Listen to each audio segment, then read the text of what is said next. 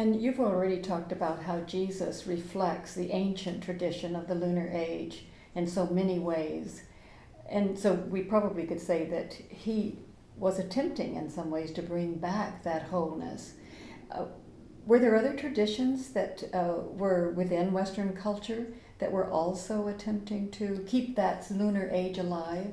Well, I think one could say that Gnosticism kept it alive, and of course it's through Gnosticism that we know of the more secret sayings of Jesus, and we know about the emphasis on the inner life.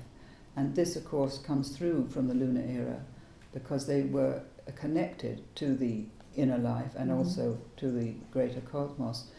But I think Gnosticism took from Egypt too, because it really originated in Alexandria, in that whole area. I think that it carries through the Egyptian feeling, if you like, from the wisdom of the Egyptian tradition. Mm-hmm. And so it's very important, and if it hadn't been discovered at Nag Hammadi, I don't know what we would have done, because it gave us a whole new perspective on the life of Jesus and on the life of the people of that time who thought in this way. Yes, and some people, several people have said, and I rather like it, that once, right after the war in 1945, when we were devastated by what we were capable of destroying, that we so longed for another way of life, we so longed for wholeness and love and compassion, that the earth itself responded to us by allowing these texts to be found in Egypt and also around the Dead Sea, that so many of these texts that have given us this larger dimension and understanding of the lunar age simply emerged at the time of our greatest need. Yes, that's absolutely so. But it took a very long time to collate them. Oh, it certainly did. There was much opposition to it. Yeah, some of them from the Essenes have still not been released. Yeah, but at least now, by the Catholic Church. We have a good many of them, which is a real blessing. But that also, there was the Gnostic tradition, and that had to go underground after Constantine and Theodosius, as I said earlier. But that really carried right the way through in the Rosicrucians, in all sorts of different secret movements throughout European history. Obviously, it had to be kept secret. And it also, in Hermeticism, for instance, that was another thread. Very Powerful thread. But alchemy was perhaps the most important thread, and I think I'd like to talk a little bit about that. Because alchemy really kept alive the shamanic tradition over some 4,000 years, very, very long period. In fact, all of these traditions really do keep alive that shamanic tradition. Yes, Jesus they do. And Gnosticism. Jesus, Gnosticism and Hermeticism and alchemy. And there were many other movements within those sort of wider frameworks. But alchemy was so important because it kept alive, first of all, the idea of the divinity, the essential divinity of man. Secondly, it kept alive the idea of the sacred marriage between the two aspects of reality, what they call the solar and the lunar, between Sol and Luna. But that's not only the two aspects of reality, the material world and the invisible world, but also the two aspects of our own psyche and the experience of the lunar era and the experience of the solar era. So alchemy drew together many, many threads and kept them in a way that could be transmitted from generation to generation, in spite of persecution. And this is a beautiful symbol because we've been talking about the dangers of the solar myth when it exists without the lunar myth. And alchemy is definitely a symbolic structure and a process, a way of life to bring those two great myths together in a sacred marriage. Yes, whether they did that consciously or not, I don't know, but certainly it's all there in the alchemical symbolism. And also, the alchemists said, our gold is not the common gold. So they knew that they were following a secret tradition. They knew that the gold that they were talking about was the gold of the spirit, which was the ground of all being, really. So they knew this, or certainly the greatest alchemists knew it, although certainly many people did run after the common gold as well, as we know. But this was kept alive, and my own introduction to alchemy came through a dream, and I'd like to tell you the dream because it was very important in my life. It followed the dream of the goddess that I had, the great cosmic woman, which led me to the idea of cosmic soul. But the dream was that I was walking in the mountainside above the tree line in a sort of rather rocky wilderness, sort of slippery shale rock. And there was nobody else there with me. I couldn't see anybody at all or any animals. And then I suddenly heard a voice, and the voice said, "Help me, help me." And I looked all around thinking it was the voice of a human being, and there was nobody there. And then I looked down at the earth, and there at my feet was a little leather pouch, quite small. And I took it up and opened it, and inside was this tiny stone. And the voice was coming from that stone. That's beautiful. And then I realized I had to think about what in matter, what was this stone calling for help? And then that led me to alchemy, because of course alchemy realized that matter was alive with spirit. There was no, matter was not dead matter. Exactly. Everything. And they said, visit the interior of the earth, which meant visit the interior of the soul, of the psyche, and find there the treasure of the hidden gold. And I would like just to add that I taught the fairy tale, the Märchen, for many years, and this dream, a similar dream, occurs over and over in fairy tales, is that someone will find a flask in the roots of the tree, or a stone that beckons it, that calls it to be released, to be freed. Exactly. And so this is a wonderful example of how the inner life does indeed guide us. Does that this speak to us. dream spoke to you, Yes. just as the earlier voices had guided you Guided me. from And the that, time you were a child. that particular dream took me back to the early message again, in which they said, find the stone at the foot of the tree. That's a beautiful connection. Yeah, Yes. and also I then understood it connected to the stone of the Grail, which we'll talk about perhaps in a few minutes. But this really brought to life, and alchemy indeed, when the messages of the early times said, find the dream of the water, this was the dream, the alchemical dream of the divine water. And until I got to alchemy, I didn't realize that this was what I should have been looking for, and this is what I found at last. I found in alchemy the dream of the divine water.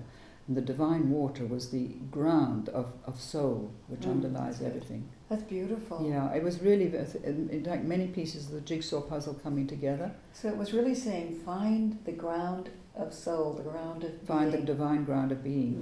That was what the essence of the message was. But of course it took me 40, 50 years to find that. But alchemy, I felt that really I'd come home there.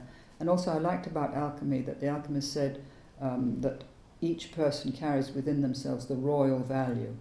And that royal value is the potential that we all have for developing this awareness of our own divinity and the divinity of life. Because it is there. It is the divinity in the stone, the core of us. Even in the stone, even in the most dense aspect of matter, there is divinity. Or of ourselves. The dense aspect of ourselves. Sometimes we feel that there's nothing in us, but indeed it is there, and it's calling out to us. Yeah, it's in every cell of our body. Also, the alchemists talked about the prima materia. They said you have to start with the prima materia. And years of contemplation about this image they said children play with it. It's as common as shit, they said. It's found in shit even. And I thought, well, what is this? And again, I realized it's spirit that is the prima materia. Spirit is the ground of everything, and this is what you have to start with. And then you start with your own life as an expression of spirit. And this is so important because so often we feel that our own lives are shit. Yeah. You know, that there's no hope for us. Yes. But it is, and we find all of our faults and our limitations.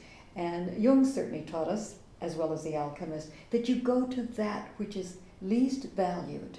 Yes, in yourself. And there you find, if you look for it hard enough, you find that also is the treasure. It can't be rejected because it's part of your psychic life. It is the prima materia. It's the prima materia. And then, of course, they said to put it in the flask, what they call the athanor, and they watched the material elements of sulfur and mercury and salt transform in the alchemical vessel. But they realized as they watched those elements transform that they were actually connected with the elements in their own psychic life that were also transforming, just as I realized little by little what that dream meant and connected it back to the messages and made the connections. So they made the connections with what they were discovering as they worked with these elements of matter and connected them to their own revelations. To their own revelations, and that's something that we as individuals can know that in our process, when we bring symbols or images to us that help us to develop our own soul connection, that actually what is going on in the outside with those images then will spark that process within us. And then when we have those images coming from within, we also can know that those are images that are igniting the process of our evolution. Exactly. And you used the word igniting, and they said that it was important to tend the fire. And the fire is the passionate longing, really, to understand the whole process of life and of Not ourselves. let it be put out by our culture. And it has been put out, it has been put out, and we'll come to that when we talk about the wasteland, I think, in a minute. But I just wanted to say one other thing about alchemy, which is important. They said, imagination is the star in man. Imagination is the celestial and super-celestial body. And our imagination is part of the cosmic imagination, which has brought into being this wonderful earth. So that is a lovely image. It was one particular alchemist who said that.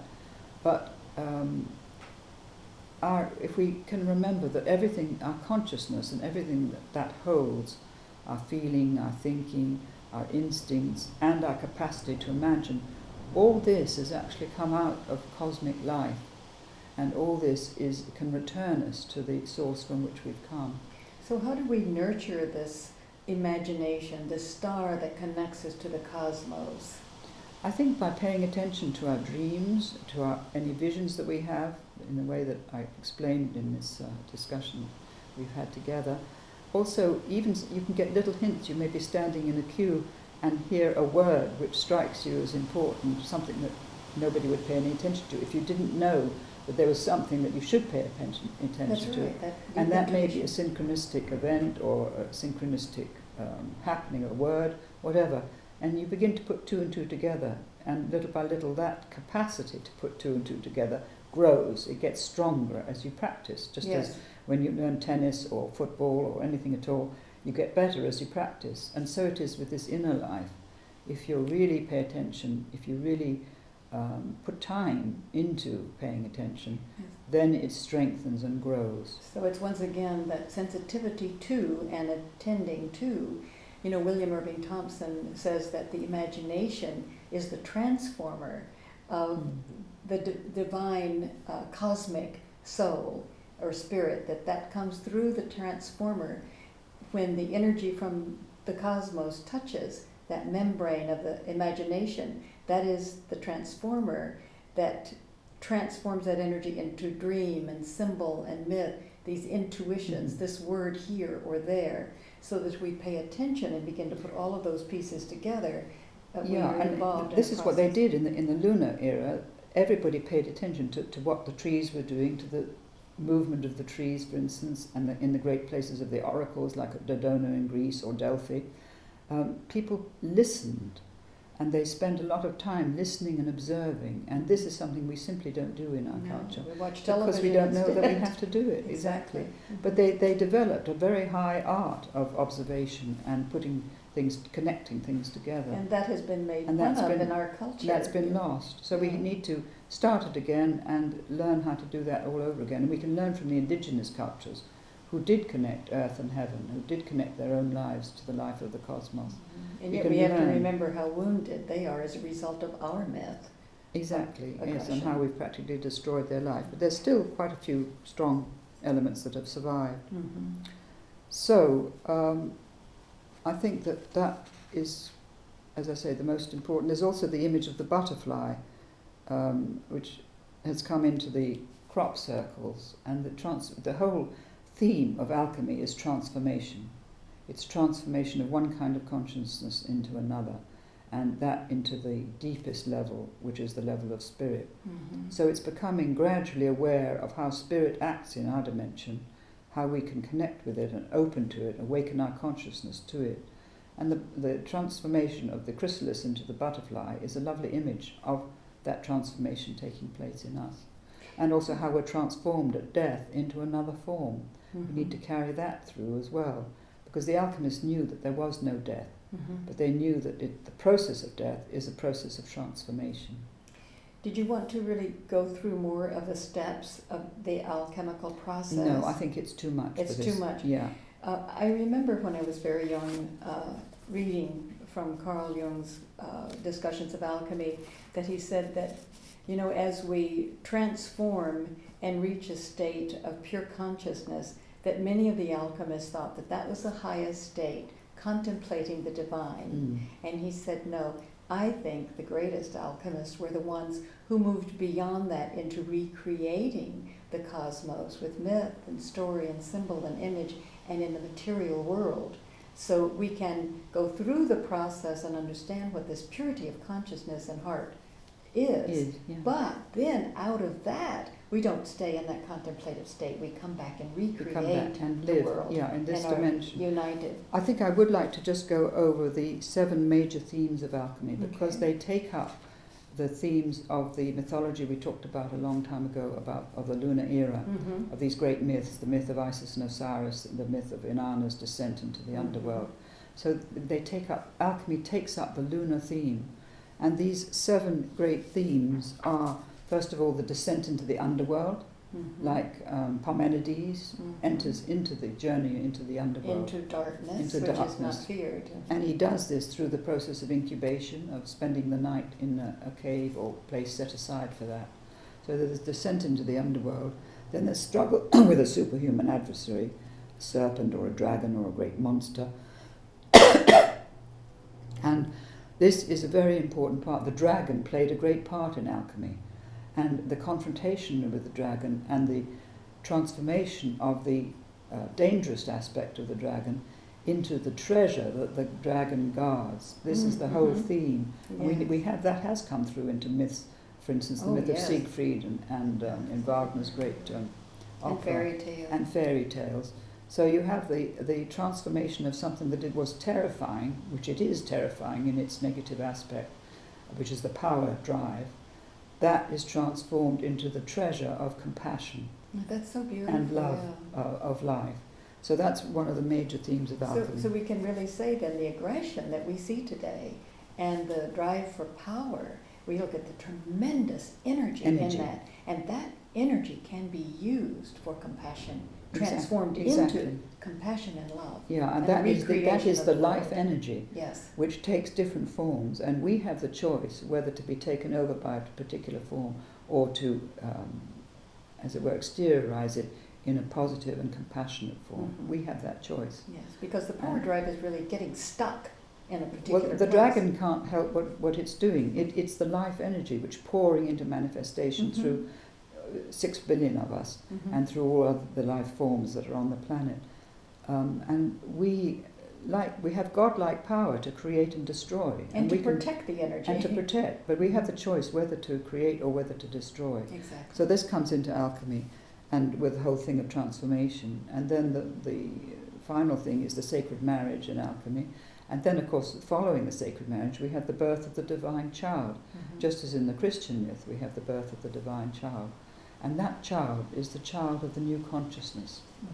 So this is all very important. And throughout, we have the theme of death and regeneration, that we have to die, or the old king, as they called it. The old king has to die in order for the new king, the young king, to be born and come to birth. Until we let go of the old values which have governed us, we can't develop the new values.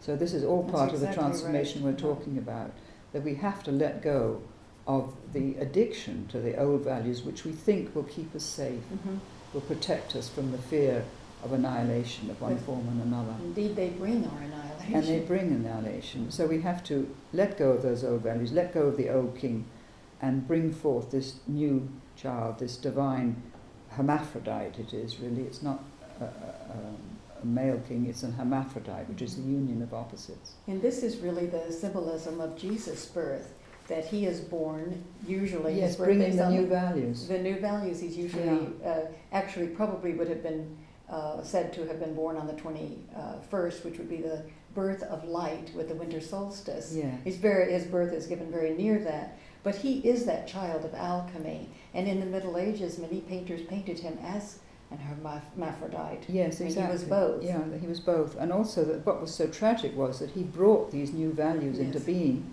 and instead of the new values being incorporated and integrated, the idea came that he started a new church or a new religion. Yes. And that was although the religion has carried the message through, it's there, innate within there, nevertheless the living of it has not been true to his teaching. No, it's been in the framework of the old myth, the old, of aggression and the old and values. violence. The old So values. it was co-opted, and that's always the danger in the work, that it will be taken over by the old myth Exactly. again. That is the danger, as you say, and that's the dragon, really negative aspect of the Yes. dragon, swallowing up the new child.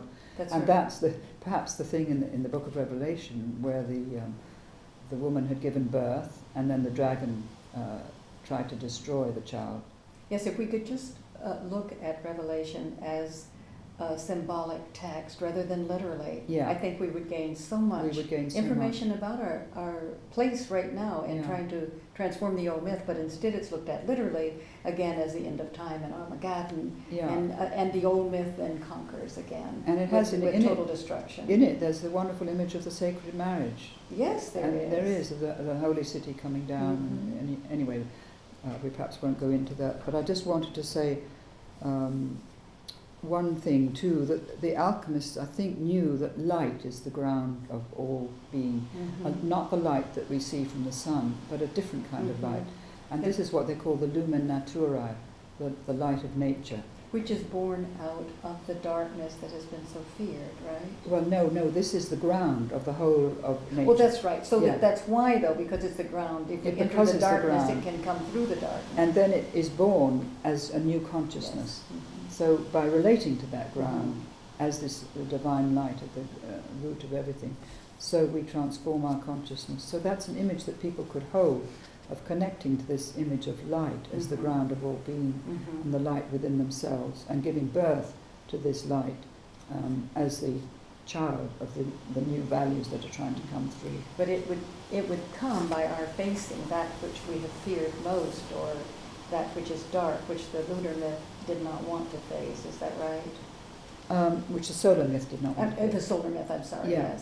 yes. Well, the solar myth couldn't know what, as we were living in it, so to speak. We couldn't get any perspective on it until now. So when you're living in something, you can't see what you're doing. You're, as it were, possessed by the myth, and you're thinking that you're doing good. I think Obama said recently in Africa, he said we can believe that we're doing great good when in fact we're doing great evil. And use the word evil. And I think that one should be aware that we may think that because we belong to a particular religious group, we're doing the will of God, when in fact we're doing great evil. So, what shall we talk about now? So this is the gold that is not the common gold that the alchemists talked about. Well, we've talked about the traditions that... I tell you what, we were going to bring this into the Grail. Yes, exactly. One of the things in the Middle Ages, which was still this hidden tradition, which suddenly flowered or burst forth in the 12th century France, was the image of the Grail, and also in Germany, I should say. And there were two great writers, one in Germany and one in France, who brought these traditions, these legends, and gave them out into the culture. And the legend of the wasteland that is ravaged by drought, there's not enough water, the crops don't grow. And then there's the hero, Parsifal, in one of the myths. My voice is beginning to go. Parsifal sets out as an innocent knight, as it were. He finds his way by chance to the Grail castle. There he finds the Grail king wounded and lying close to death, but never able to die. And because he's been brought up as a proper knight, he doesn't ask the proper question. He doesn't dare say, "What's the matter with you, father?" He doesn't dare speak it. So he's sent away from the castle, it vanishes from his view, and he has to wander many, many years until he comes back to the point where he can ask the question again, and this time he can speak it. He dares to speak it, and he says, "What ails thee, father?" And the Grail king is healed. And then Parsifal becomes the next ruler of the kingdom. It's such a beautiful myth. And there's the young king, and there's the death of the old king. The old one can So that's an die. alchemical idea which is entered into the Grail story. And also the stone of the Grail took me back to the stone of the original messages. So we can carry unfortunately, the Grail legends did ignite the civilization of Europe at that time. But once again, then the Crusades took over. So we were plunged into war again. We were plunged into this bloodshed and sacrificing the enemy. And then this led on into all the wars of religion in the 16th and 17th centuries, and the 30 Years' War in Germany, which absolutely ravaged Germany. So we entered into a great battle which should never have taken place between religions, between Catholicism and Protestantism, if there'd been true understanding of the meaning of the Christian myth. So this led really to a situation of today, I think, where we find ourselves in a world we've created, which is the wasteland, what we've done to the earth. We've created a wasteland. So we need to recover this, get in touch again with the legend. And I think that you said it very well when you said that Parsifal must ask, what is the illness? What ails us? Yes, we have to ask that question, because so many of us don't realize that this is not our potential. This is not natural. This is not necessarily the way the world is. We are ill. And we've created it. And we have created it. Our society is pathological. But we need to ask, what is it? What has gone wrong? What ails thee? What ails and that makes it possible for the old then to be realized as dying and inadequate and destructive and dangerous in our case, so that the new one can really become fully conscious and be born. help to create the kind of world that we really all ultimately want to live in. So really, Armageddon is not the end of the world, but it's the end of the old values. Yes, and we should be asking the question, what ails this myth that it would have us all going into a total violent destruction?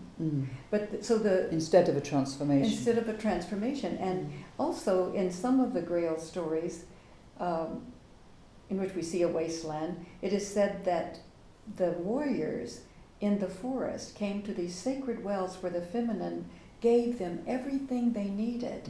But instead of just receiving it, they raped the women, and the women then went back into the earth and receded and were not seen again. So it really is a suggestion and an awareness that we as human beings have desecrated that which was given and sacred and a potential in all of us. Yes, and we have to find that's it beautifully put. It was a desecration, and those women who were at the well were really the spirits, if you like, of the old shamanic culture, the spirits that were in the tree and in the water of the well and in the rivers and in mountains.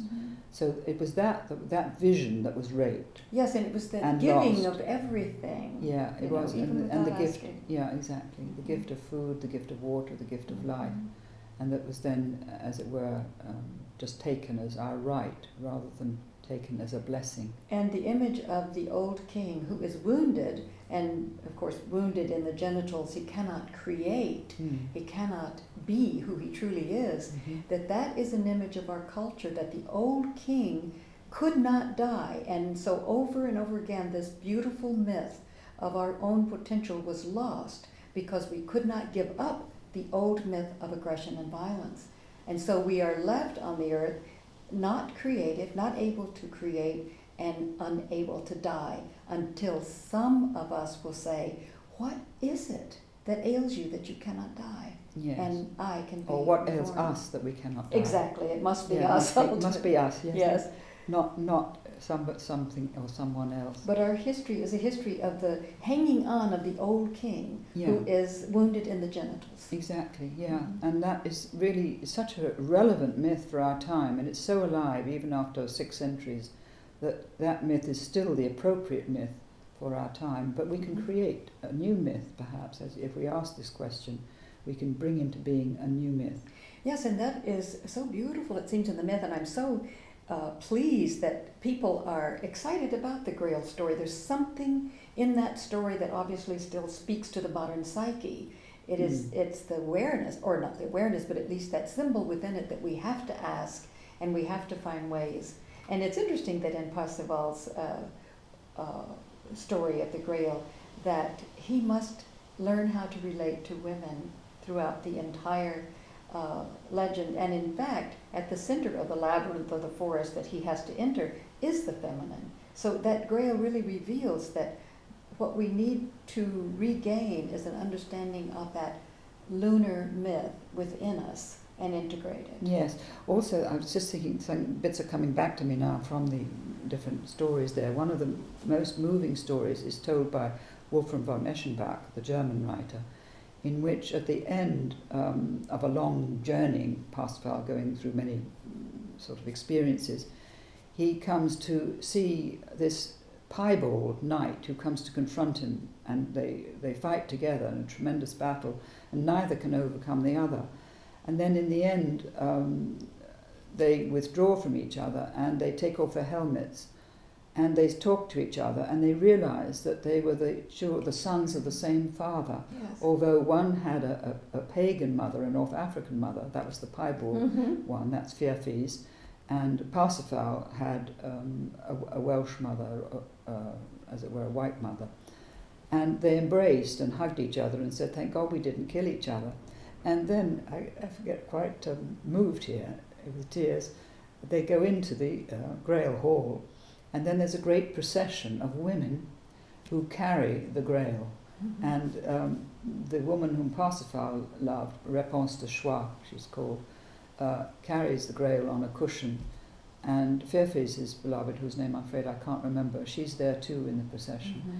So it's such a wonderful image of transformation, redemption, joyous exaltation, really, when these two warring brothers, one Christian, one Muslim, are united. Yes, when they're able to realize that the other, the subject and the object, are one, and that the other, the enemy that had always existed throughout history, was really one's brother.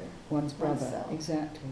And then that frees the feminine, clearly. That frees the feminine, and the feminine can then rejoice. The feminine can then carry this great treasure into the hearts of humanity. And the whole theme is reconciliation, redemption, and creativity, and exaltation of joy, really, of joyousness, celebration, and that, of course, followed by a great feast. So that Grail legend is immensely important, and as you say, it's alive in the modern psyche. And I think by just talking about it, we revivify it, and it could be acted out in so many ways. It could be acted out in schools, for instance. Yes, yes. That would be a lovely thing to do. So, so I think that in the end, really, we need to return to what men and women can do in a practical sense. In a practical sense. I think they can, first of all, be aware of this mythology of the Grail, if you like, or aware of this idea of the sacred marriage of the male and female elements in life. They can be aware that this material world is upheld and infused with the divinity of the unseen world, the world of the spirit, and they can be aware that we all are spirit, and then begin to think, how can I live my life in a different way? And I think that brings me on perhaps to a book that I've just written with a friend of mine called Soul Power. I wanted to make a book which would put the quintessence of everything that we've spoken about into it. And I have a great friend called Cilla Elworthy, and we met in January 2009 for 3 days, and we put together this idea for the book, and we did it very quickly, and it just seemed to all fall into place. And we started with the Einstein's saying that no problem can be solved from the level of consciousness that created it. And we also remembered Einstein saying that with the splitting of the atom, we'd changed everything save our mode of thinking, and thus we were drifting towards unparalleled catastrophes. And that really gave us the foundation of the book. So we called the book an agenda. We called it Soul Power, an agenda for a conscious humanity. That is to say, the new values. We wanted to bring the new values in, which would give people a blueprint for a conscious humanity that would serve the planet. And the first thing we thought was to be aware of the belief systems, or the beliefs which stand in the way of bringing in these new values. And one was the Christian belief that we would be given dominion over the earth. That's the first idea that has to be let go of, really, if we're going to create these new values. And we knew that Western civilization has developed on the foundation of a fundamental split between spirit and nature, and between creator and creation. So this was one set of beliefs that we knew had to be challenged. Secondly, the belief of scientific materialism, the secular belief, which believes that the universe is dead matter, and which thinks that the conscious mind, that with the death of the conscious mind, that is the death of us, of the physical brain rather, that's the death of ourselves, and that we can impose our will on nature to serve our needs, and that there's no transcendent meaning or purpose to our lives. So those two belief systems we thought need to be challenged or overcome or transformed in some way. And then we thought we need to move beyond the constriction, because it is a constriction of these beliefs, into an alternative worldview, a new worldview altogether, which would reconnect us with nature and with soul, so restoring our fragmented being to wholeness. So this was the aim of the book. And we brought some lovely quotations in which illustrated this. And we thought that the greatest need was the shift from seeing ourselves as separate to seeing ourselves as participating in an unceasing miracle of creation. And really this would transform our human story. We would really become much more responsible. We'd grow up. We'd really begin to think in a new way. And we'd take a much longer term perspective instead of our own little individual lives. We would see ourselves in the stream of a great development of consciousness. And as the Sleeping Beauty had always been one of my favourite fairy tales, we took that image of the sleeping soul that needs to be awakened, the soul of the whole of humanity that needs to be awakened. And we took the image of the hedge of thorns in that story as these belief systems which we have to find our way through to be able to awaken the soul. In the past we felt that the word soul conveyed great meaning, and that the greatest artists and poets and mystics had been engaged in keeping the soul alive. But now there are no great poets and mystics in our culture, or at least we don't hear of them because they're not allowed to come into the media. So the word soul means nothing to a secular culture that's unconscious of the value of an inner life.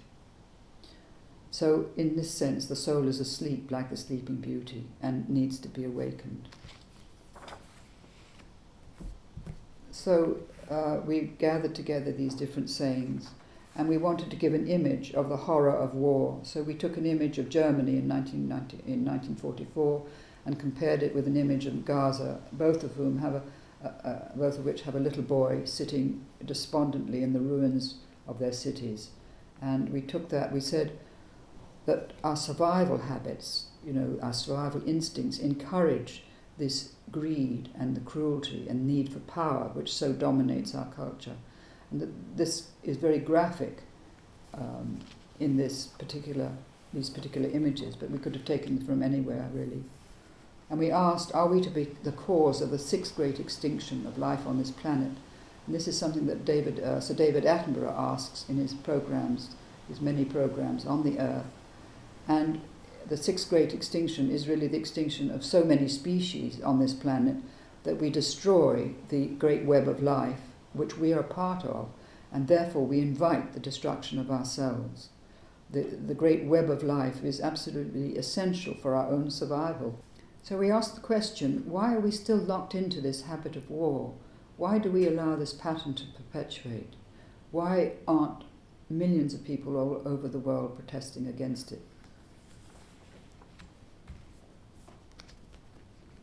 I think that we said we are living now at a time of stupendous scientific discoveries that are enlarging our vision of the universe and shattering old concepts about the nature of reality.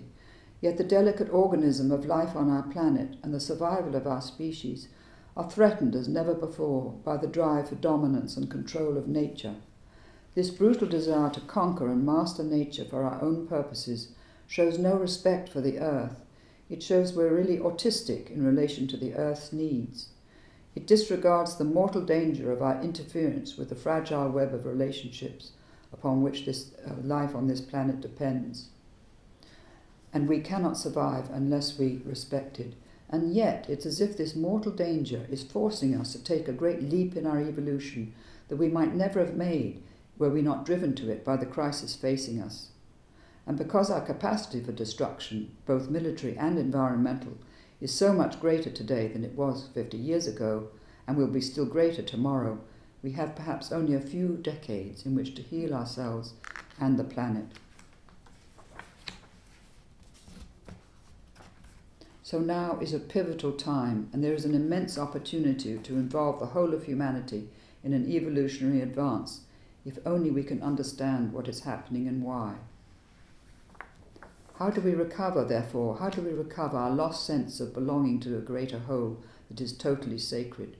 How do we develop respect and compassion for the earth in all its forms? How do we find ways of meeting the deepest needs of the human heart for love and relatedness and connection? And how can we recognize in our daily lives that beauty is absolutely intrinsic to cosmic order and that harmony is the foundation of nature and the human soul? Harmony is the foundation of nature and the human soul. These are all very important questions which we need to find answers to. And we took the image of the butterfly as an image of its transformation, emerging from the chrysalis, and we found a most beautiful quotation about the caterpillar transforming. It says, when a caterpillar first begins this transformation, an entirely new kind of cell begins to appear inside the caterpillar that scientists call imaginal cells. These cells contain the imagining or blueprint of a whole new being. At first, as these cells appear, they are attacked and resisted by the caterpillar, but gradually, as more of these appear, they grow stronger and begin to cluster together to form the first organs of the new creature. Eventually, clusters of cells will form extensions of connective tissue that bridge these small groups of cells into a larger form, and the old form literally dies. It falls away as a new being is born from within the old. And this is what is happening to humanity. Every person who carries universal peace in their hearts represents an imaginal cell. In every nation there are groups of these cells that have begun to cluster together in specific regions to form an organ of peace, and gradually these new groups are weaving a web of peace throughout the earth. That quote is from somebody called Michael White, who wrote something called An Imaginal Journey of Peace. We thought that was so beautiful that we should include it. So we go on to really describe how we need to balance the head and the heart, to rebalance the head and the heart, to bring forward the feminine archetype and integrate it with the masculine one that has been so dominant in the solar era. And this is really the response to those questions that we asked. And we said that like the magma of the Earth's molten core, the feminine is pushing up from below the level of our conscious lives and is manifesting as a call for radical change in the way we perceive and live life, urging us to reconnect with nature, soul, and cosmos. So there's a great shift that's taking place in the collective soul. And Richard Tarnas, who wrote The Passion of the Western Mind, put it so beautifully when he said that this epical shift is bringing about a reconciliation between the two great polarities, a union of opposites, a sacred marriage between the long dominant but now alienated masculine and the long suppressed but now ascending feminine. Our time is struggling to bring forth something fundamentally new in human history. We seem to be witnessing, suffering, the birth labour of a new reality, a new form of consciousness, a child that would be the fruit of this great archetypal marriage. That's so beautifully put. It's the end. It's in the epilogue of the Passion to the Western Mind, the Passion of the Western Mind. So I think one could say that the influence of the feminine principle is responsible for the growing engagement of women in our culture, for their emergence out of their obscurity, and in the growth of the environmental movement, and in the many new approaches to healing both mind and body that have been so apparent in the last 50 years, particularly the last 20, and in the engagement of hundreds of thousands of people in helping both the planet and the victims of persecution, deprivation, and war, because there are literally thousands of NGOs at work all over the world now, gathering together millions of people to work in these ways. So together, these new channels of influence are inviting new perspectives on life and new ways of living that bring together body, soul and spirit. And they are drawing us, all of us, to work together towards the goal of rescuing this planet and the lives of future generations from our unconscious habits of behavior. And we used images of the crop circles, which I think are a message coming to us from the cosmos. We don't know who's making them, but it's certainly not Doug and Dave. And they couldn't possibly be made in the night. Huge formations, 400, even some 1,000 feet across, with great, like mandalas really, growing more and more beautiful, particularly this year, 2009. But really since 2001 they've been becoming more explicit. The geometry of them is extraordinary, and geometers are working out their meaning through deciphering that. So I think that over the last few millennia, the feeling of belonging to the life of an invisible entity beyond the community of tribe or nation, something experienced as numinous and immeasurable and all-embracing, was gradually lost, and with it the sense of participation in a sacred and living universe, this vast web of life where every single creature and every element of life was connected to every other. But this is coming back now, and this is what's so exciting. And this is what we've tried to put into our book, that a deeper understanding, born of the union of heart and head, will awaken us to the sacredness and oneness and divinity of life, and we would begin to heal the deep wounds that have been inflicted by our unconscious habits of behavior. And we thought that the meaning and purpose of life is to be discovered neither through faith nor through accumulating knowledge about the known world, but through inward transformation and the development of the eye of the heart. And with this development comes the awareness that we need to serve life as part of life, but as serving that which we are. But opening the eye of the heart requires practice and patience and trust to bring it into the being. But when we're prepared to become the humble servant of life, devoted to caring for it and healing it, we become free from all fear, and we are able to resonate with life harmoniously and ecstatically. So we gave, in fact, as we went through the book, we gave 19 projects that we could embark on, and we listed these projects. And we said that the great work, really, the great alchemical work which is taking place now, is that we are acting together under the inspiration of a new vision of our responsibility to this planet. We will be able to transform the deficient values that now drive our governments. And this is the great work that is in progress as more and more people awaken to the values that express our responsibility towards life and towards each other and the planet as a whole. As the wisdom embodied in the new values grows and begins to outweigh the vested interests of corporations and their influence on governments and the whole military-industrial complex in these governments, we are developing a new ethical and moral framework within which to assess our actions and to create an agenda for change.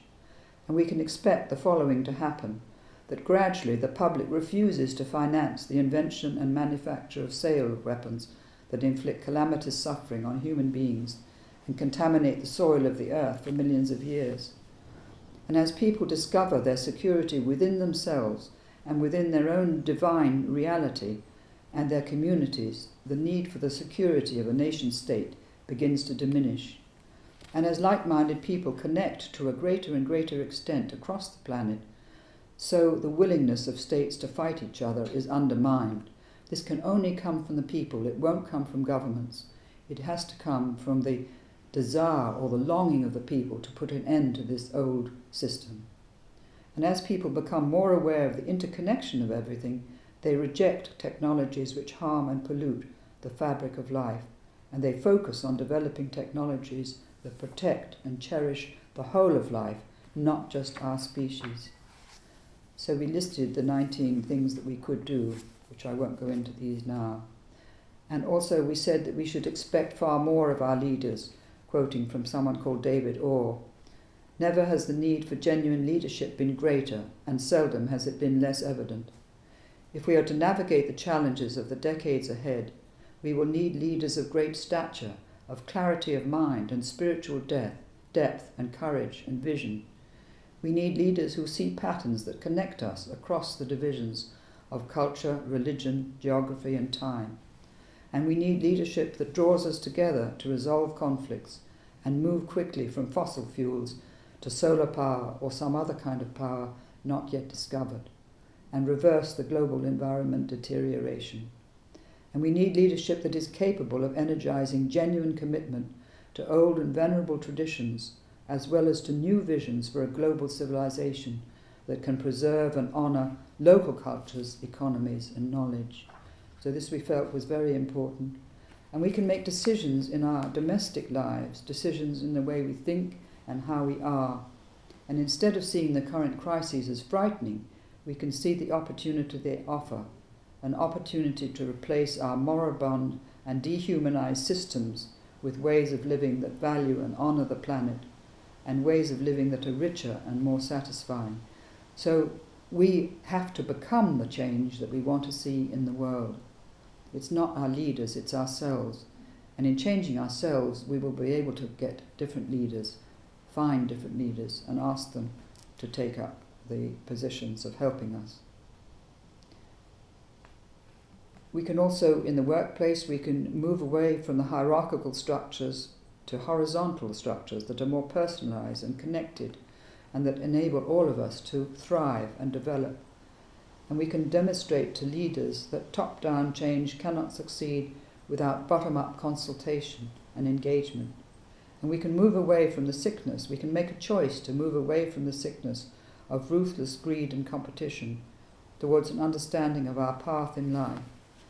And we shall need something which Daniel Goleman called emotional intelligence, developing this in each one of us and in our children, understanding not simply the point of view of ourselves, but the needs of our opponent. Each of us needs to find our own unique path, because each of us is a unique creative being. And this may be the most important thing that we ever do, to perceive how our particular gifts and skills can be most useful in the world. Sometimes we can be offered opportunities to grow and become more complete human beings and learn how to enact servant leadership rather than following our own immediate and selfish needs. So this really requires a kind of ongoing practice of self-awareness, which could become a daily support, and asking our partners and our children, where are we injuring you? Where are we hurting you? What changes do we need to make in our relationships that will make us have a happier, more complete and fulfilled life? Because this is so important in the community and our relationships. And we could nourish a sense of wonder in our children instead of filling them with unnecessary facts and exams they need to pass. We could fill them and nourish that sense of wonder. And so finally we said that as the relationship between our surface personality and the eternal ground of life grows stronger, because it does grow stronger, but only gradually, it doesn't come all at once. But as this happens, we become more aware of the voice of this eternal ground. We become more aware of its presence and its subtle guidance. And a deepening relationship with this ground can actually become the inner fabric and focus of our lives. It's a kind of alchemy we can weave into being with our attention, developing insight through our longing for understanding and connection. And if this path into the depths of ourselves is gently followed, note the word gently, because the alchemist said that this work must be done very gently. We no longer live unconsciously, responding blindly to events as they happen. And so through this transformation, so gradual and subtle that it is almost imperceptible, our perception of the world is transformed. So we said, at the end, we said to any reader of this book, live life as an opportunity to transform the nectar of experience into the honey that can heal the world. And when you meditate, see yourself as a cell in a limitless honeycomb of golden light. And imagine this great luminous network of honeycomb cells spreading out all over the earth and connecting people in every part of the world who are trying to lift humanity out of the dark place we are in now. And imagine that through this powerful network of relationships, a new consciousness is coming into being. And I think you'd all agree that we're in a time of crisis, that we face a great challenge, but at the same time a tremendous opportunity to make a great change in our consciousness, an evolutionary change that could lead us into a different kind of culture altogether.